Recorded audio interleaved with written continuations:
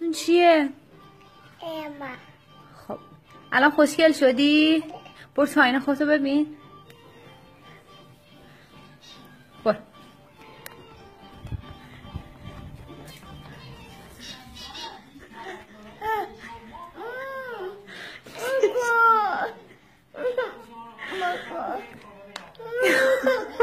خودتو ببین.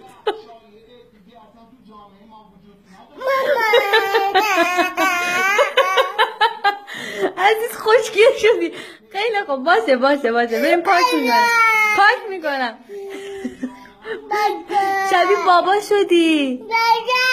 خب نزن خودتو، من پاک میکنم. آروم باش. آروم.